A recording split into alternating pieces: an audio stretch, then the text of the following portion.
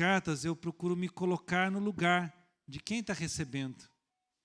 A carta não foi escrita só para ela, foi escrita para nós. Se Filadélfia e Laodiceia falam muito do nosso tempo, com Sardes também não é diferente. Ela também tem algumas coisas a falar ao nosso coração.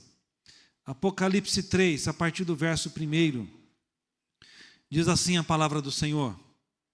Ao anjo da igreja em Sardes escreve: estas coisas diz aquele que tem os 7 Espíritos de Deus e as 7 estrelas. Conheço as tuas obras, que tem nome de que vives e está morto. Sê vigilante e consolida o resto que estava para morrer, porque não tenho achado íntegra as tuas obras na presença do meu Deus. Lembra-te, pois, do que tens recebido e ouvido, e guarda-o, é precioso, e arrepende-te, porquanto se não vigiares, virei como ladrão, e não conhecerás de modo algum em que hora virei contra ti. Tens, contudo, em Sardes, umas poucas pessoas que não contaminaram as suas vestiduras e andarão de branco junto comigo, pois são dignas. O vencedor será assim vestido de vestiduras brancas, e de modo nenhum apagarei o seu nome do livro da vida. Pelo contrário, confessarei o seu nome diante de meu Pai e diante dos seus anjos. Quem tem ouvidos, ouça o que o Espírito diz às igrejas. Pai querido, concordamos com a oração que o teu filho fez há instantes. Fala, Senhor, fale ao nosso coração. Fale o Senhor e cale-se toda voz humana. Fala, porque nós estamos aqui também para ouvir a tua voz, assim como já falaste e ministraste ao nosso coração enquanto te louvávamos. Assim nós oramos em nome de Jesus. Gente, o título que eu coloquei aqui é a igreja de aparência. Tens aparência de que está viva, mas está morta. A igreja da aparência. Às vezes, muitas vezes, nós parecemos uma coisa, mas no fundo, aquele que tem os olhos de fogo, chama de fogo, é que sabe o que há dentro de nós. Quando eu olho para essa carta, olho para a nossa igreja, olho para a igreja da nossa época, eu fico me perguntando o que o Senhor tem visto.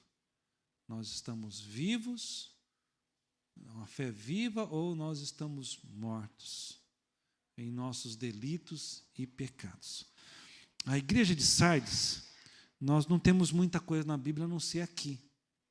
Era uma cidade riquíssima em ouro, prata, pedras preciosas. Havia um veio de ouro nas imediações, num riacho, num veio de... Enfim, era uma cidade rica. Foi a primeira cidade a cunhar moedas de ouro, em escala, né, ininterruptamente. Então, é uma cidade assim, muito rica na sua época. E várias vezes tentaram invadi-la, e ela não foi invadida, porque ela havia sido cravada nas montanhas, nos rochedos. Obrigado, melhorou, hein? Eu estava pedindo ao Senhor, haja luz, né? E ela foi cravada nas montanhas e era de difícil acesso. E eles tinham no coração deles que eles eram inatingíveis. Nada poderia destruí-los. Nada poderia, mas ela foi destruída. Por 3 vezes ela foi invadida. E a grande invasão foi quando Ciro, acho que em 46, ele invadiu com os persas a cidade. Eles ficaram, acho que, durante meses acampados em torno da cidade. Eles não podiam transpor a cidade, mas eles ficaram vigiando a cidade. E descobriram uma passagem secreta. Um lugar por onde soldados saíam. Observaram um soldado saindo e o seguiram. E descobriram uma entrada, uma fresta, uma brecha. E ali, na calada da noite, eles abriram os portões da cidade e o exército persa os surpreendeu e invadiu. Eles acordaram com os exércitos inimigos, tomando toda a cidade, queimando-a e destruindo-a. Era uma cidade rica, era uma fortaleza, e ali havia uma igreja. Deus tinha uma mensagem para aquela igreja. Quando você olha os dados arqueológicos, há ainda resquícios da sinagoga que havia naquele lugar. E faz nos até lembrar Jesus, né, o lugar de se ler a palavra, de se levantar. A sinagoga, as suas estruturas ainda existem ali, mas o restante, né, do que havia foi totalmente destruído. Agora, uma coisa que me chama a atenção nesta igreja é que ela não sofria perseguição. Não havia falsos profetas, não havia Jezabel, não havia hereges como os nicolaítas. Essa igreja não tinha nenhum problema. Ela estava perfeita. Ela não sofria com nada, ela não tinha nada que estava combatendo, era a igreja perfeita. Mas quando o Senhor dá um raio-x nela, ela fala, tem algumas coisas que vocês precisam ouvir. Por isso que eu falo para os irmãos que nós temos que nos colocar no lugar da igreja, como pessoas no lugar dos irmãos ali, e ouvirmos essa palavra para nós também. Alguns dizem que isso foi para uma outra geração. Eu acredito também, mas acredito que ela é para nós também. Tem muitas coisas a ver conosco. E a primeira coisa que eu queria falar com os irmãos são sobre as credenciais daquele que é o remetente, daquele que está mandando a carta. No verso 1, em primeiro lugar, fala, aquele que tem os 7 espíritos e as 7 estrelas. Quem é esse alguém? É Jesus. Quem está dando a mensagem? É Jesus. Quem que inspira a palavra? É Jesus. Por que ele nos deu a palavra? É a nossa bússola, o nosso guia de orientação. Você quer conhecer Deus? Conhece a palavra. Conhece a Escritura. Leia ela todos os dias, não só no culto. Mastiga ela, procura compreender, procura entender. Quem escreve esta carta é aquele que tem os 7 espíritos e tem as 7 estrelas. Os 7 espíritos não é que é 7 deuses, é um símbolo do Deus, o número 7, é o número da criação. Então, Jesus é o próprio Deus. E as 7 estrelas são os 7 pastores, os 7 anjos. Quando fala, escreve ao anjo, gente, o anjo está no céu, ele não precisa receber mensagem. O anjo é o mensageiro, o enviado de Deus, aquele que Deus colocou à frente da igreja. Responsabilidade. Dá a mensagem para ele, para que ele leve à igreja. Olha, leva e não, cuidado, não vá trocar nenhuma das palavras que eu estou mandando, porque é isso que você tem que falar. Eu acho que ele olhou assim, rapaz, vai ser duro falar isso aqui para a igreja. Né? Fico pensando, o pastor, quando ele recebeu essa mensagem, tem que passar para a igreja. Mas olha, você tem incumbência de receber e passar para a igreja. As 7 estrelas está em Apocalipse 1:20. Quanto ao mistério das 7 estrelas, que viste na minha mão direita, né, Jesus falando, e os 7 candeeiros de ouro, as 7 estrelas são os anjos das 7 igrejas. E os 7 candeeiros são as 7 igrejas. Gente, o que eu tiro aqui? Tudo está na mão de Deus. A igreja do Senhor. Nós somos do Senhor. Aqueles que ministram são do Senhor. Tudo pertence ao Senhor. Porque dele, por ele e para ele são todas as coisas. A ele a glória, o louvor, os desígnios, tudo é de Deus. Nós não temos nada, gente. A igreja não é nossa, a igreja não é minha. A igreja não são dos irmãos, assim, no sentido de, é minha, eu faço o que eu quero. A igreja é do Senhor, está tudo na mão do Senhor. Nós temos que entender isso. Entender a vontade de Deus, os planos de Deus, a direção de Deus. Às vezes eu tenho uma ideia, mas a direção de Deus é outra, porque a igreja é dele. A vontade é dele, o querer final é dele. E quando eu olho para essa carta, essa afirmação, estão nas minhas mãos as 7 estrelas. A igreja está nas minhas mãos, Apocalipse 1:20. Tudo pertence a Deus, inclusive a sua igreja. As portas do inferno não prevalecerão contra minha igreja. A igreja é de Cristo. Nós somos colaboradores dessa igreja. Nós temos que trabalhar pela igreja do Senhor. E essa noção é tão grande que em Atos 9, quando Paulo foi perseguir a igreja, Jesus aparece para ele, eu não me canso de repetir isso, e ele fala, por que você persegue a minha igreja? Porque tu me persegues, Saulo. Dura coisa é você ficar batendo a mão em faca. Porque quem persegue a igreja, persegue Cristo. Cristo é o cabeça da igreja. É aquele que comanda a igreja. Quando você sofre um derrame cerebral e afeta tudo, você perde os movimentos do corpo, né? Cristo é o cabeça que faz a igreja se mover. Se nós nos movemos pela vontade de Deus, nós vamos chegar a um bom lugar, a um bom caminho, vamos ter uma boa direção. A igreja tem como seu dono o Senhor, nós pertencemos ao Senhor, nossa família pertence ao Senhor, nossas vidas pertencem ao Senhor, nossos ministérios pertencem ao Senhor. E por isso que eu tenho que perguntar sempre: Senhor, o que Tu queres que eu faça? O que Tu queres que eu faça? É uma coisa que nós não podemos esquecer. A segunda lição que eu aprendo aqui com esta igreja, a igreja de Sardes, é que eu conheço bem vocês. Verso 1, conheço as tuas obras. Todas as cartas têm isso, eu conheço. Aquele que tem olhos de chama de fogo que penetra o coração. Eu estou falando algo aqui, mas Deus conhece o meu coração. Eu estou fazendo algo ali, mas Deus conhece o meu coração. Gente, eu sempre fico pensando: Deus, o que o Senhor está pensando do que eu estou fazendo, o que está dentro do meu coração. Conheço as tuas obras, que tens nome de que vives e está morto. Então, eu conheço vocês.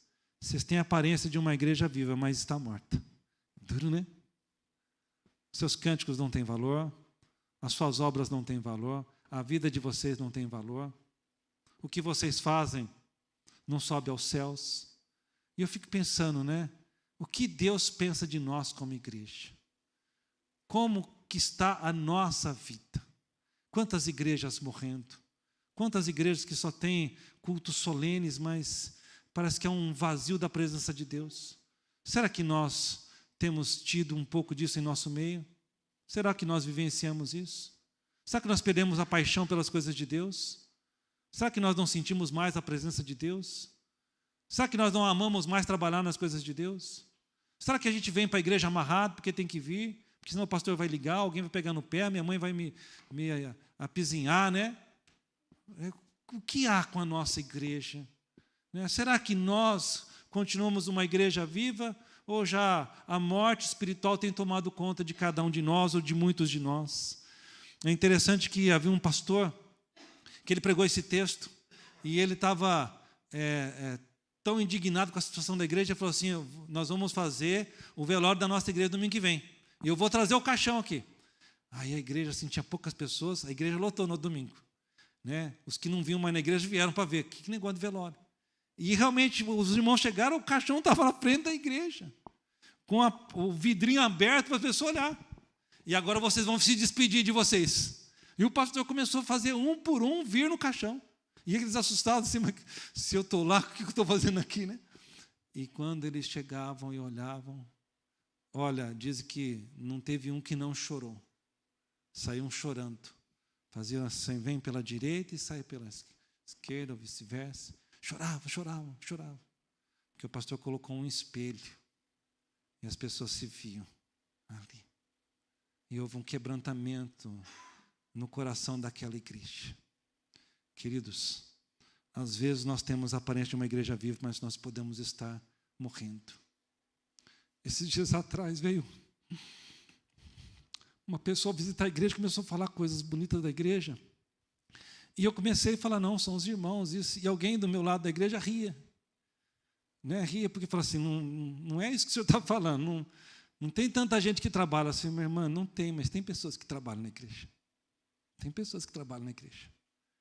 Que ela estava acompanhando eu falar para a pessoa e ela elogiando a igreja, porque igreja bonita, que pessoa amável, e realmente é. Mas ela falou: pastor, dá a impressão que o senhor falou que todo mundo fala assim. Eu sei que não é, tem um grupo que trabalha. Mas eu oro para que toda essa igreja seja contagiada. E aquilo me marcou, vendo uma pessoa da igreja fazendo uma autocrítica da gente mesmo. Às vezes nós temos uma fama de uma igreja fervorosa, de uma igreja de oração, de uma igreja que trabalha. Eu quero me deter nisso, mas eu sei que precisa ter um mover em muitos de nós que tem perdido a fé, que tem perdido o desejo pelas coisas de Deus, que tem, por qualquer motivo, deixado de vir à casa do Senhor. Nós não disputamos mais os dias de igreja como se fosse a última coisa da vida. Eu passei pela inauguração de uma casa de shows ali perto do aeroporto e vi lotado, Eu fiquei pensando: o que está acontecendo aqui? A Ruby falou: dá uma olhada. Falou: se eu olhar, eu bato o carro, Mas, e aí depois no Face começou a aparecer, Pessoas que foram lá, está tendo um show, né? Tinha gente cantando, uma festa, não tem nenhum problema. Mas eu fiquei pensando, Deus, atrai pessoas a virem na igreja como se fosse a maior de todas as festas. Eu não posso perder isso por nada. Eu não posso perder isso por nada. A gente perdeu aquele fervor, aquele desejo. Não, domingo é o domingo do Senhor. Eu quero ir, eu quero vir de manhã, eu quero vir à noite. Pois não veio a hora de chegar ao culto de quinta-feira para estar aqui orando com os irmãos. A gente vem tão pouco na igreja. E eu sei que a vida dos irmãos é corrida, muitos estão trabalhando, estão cansados.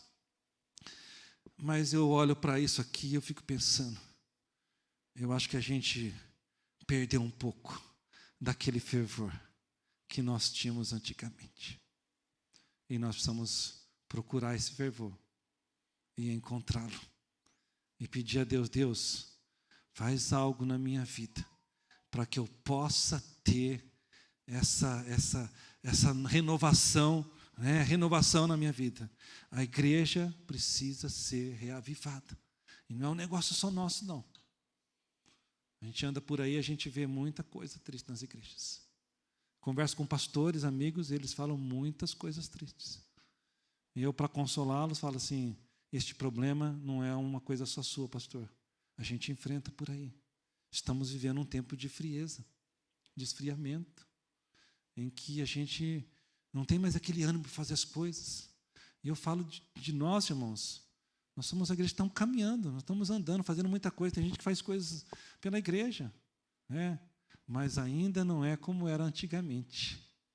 Né? Não era como era antigamente. E o Senhor está falando para esta igreja.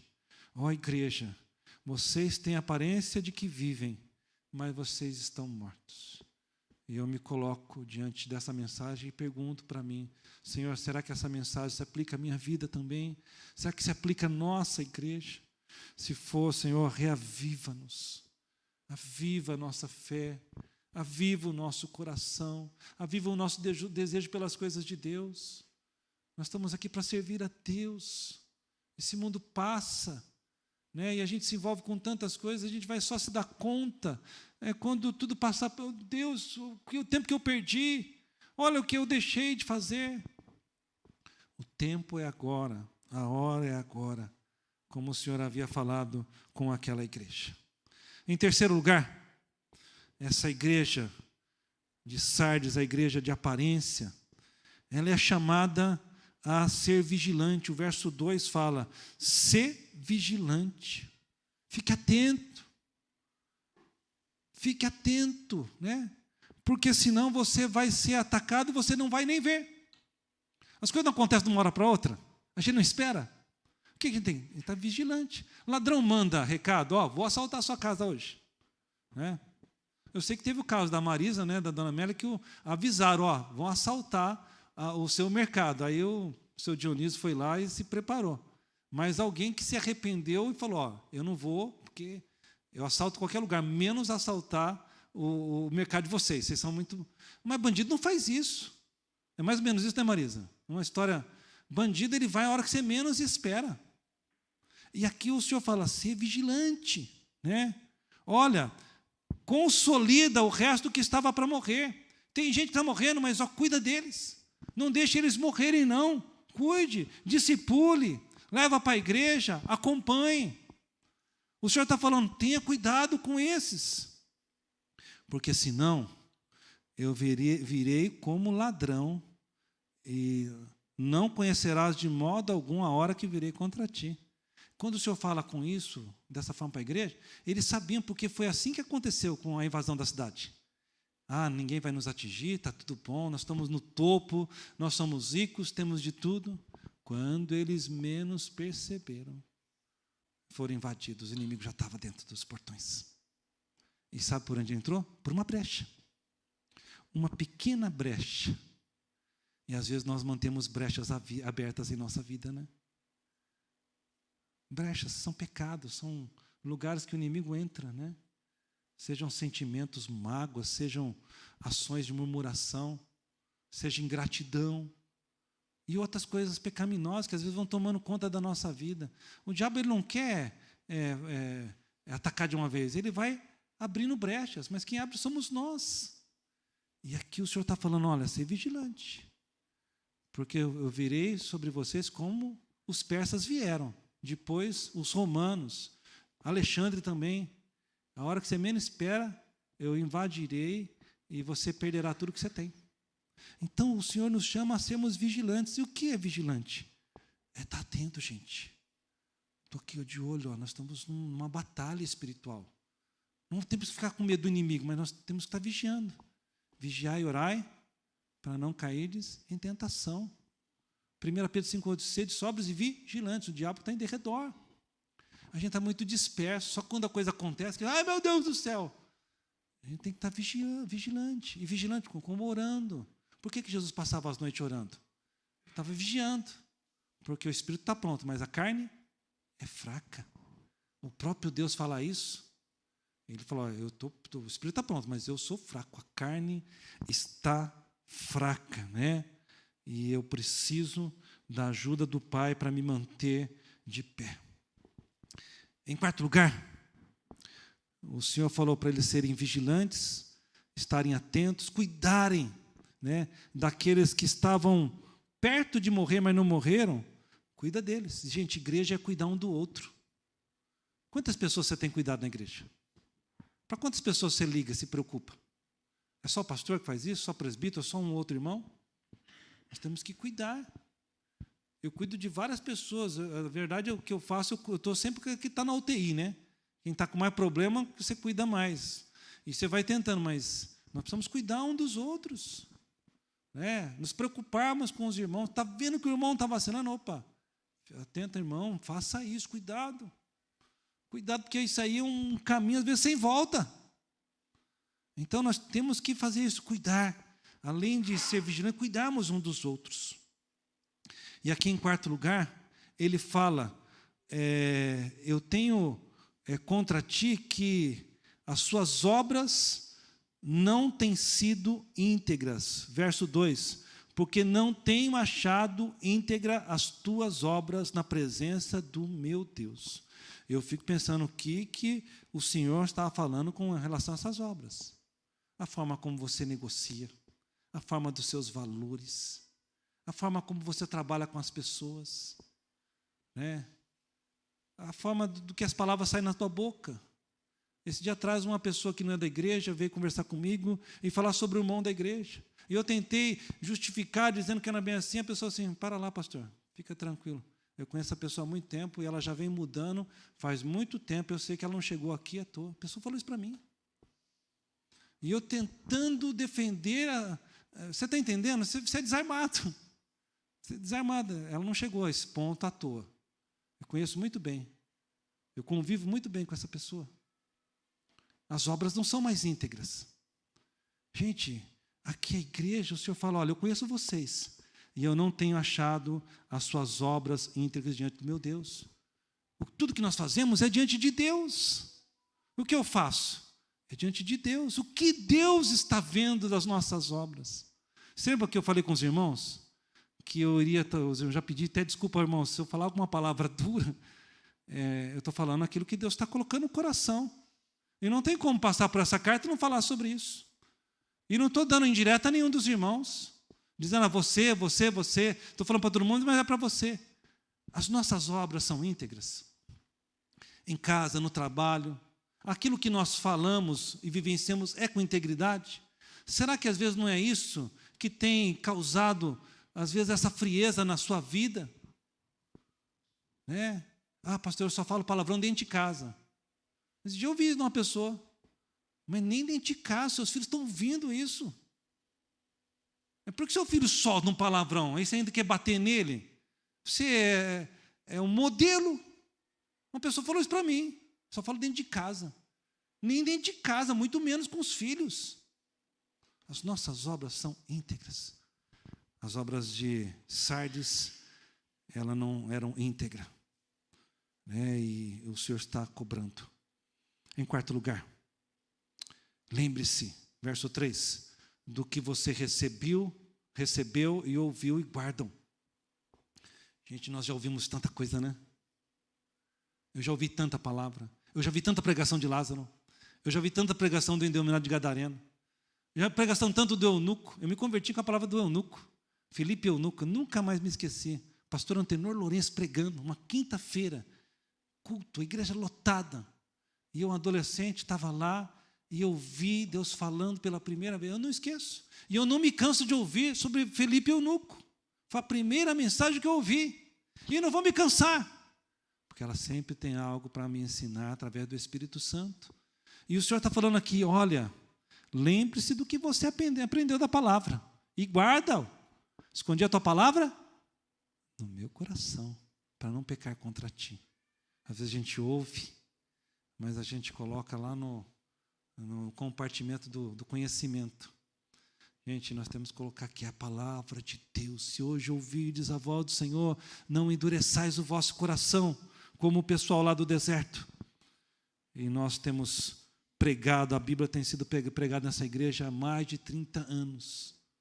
E ninguém pode dizer que não tem ouvido. Eu fiz isso porque eu não ouvi a palavra do Senhor. A palavra não tem deixado de ser pregada nessa igreja. Nós precisamos dar ouvido a ela.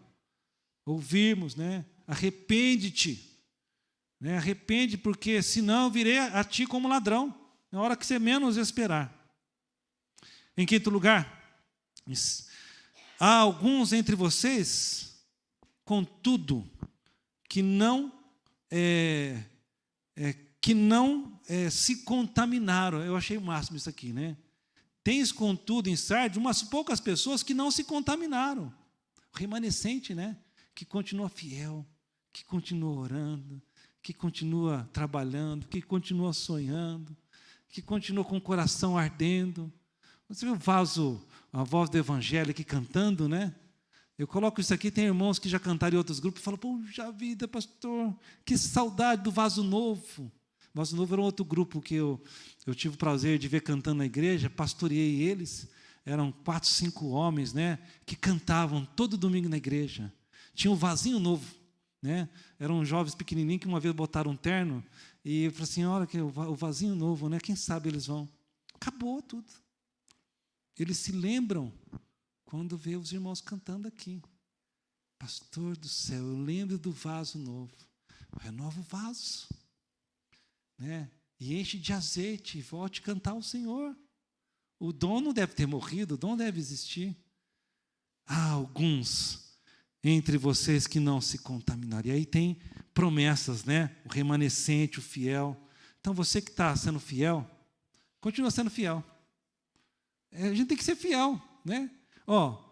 Eles receberam a promessa, andarão de branco junto comigo, pois são dignos.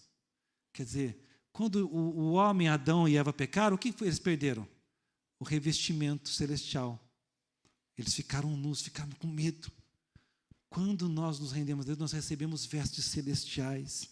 E aqui está falando, vocês não macularam as suas vestes, elas estão limpas, vocês não vivem em pecado.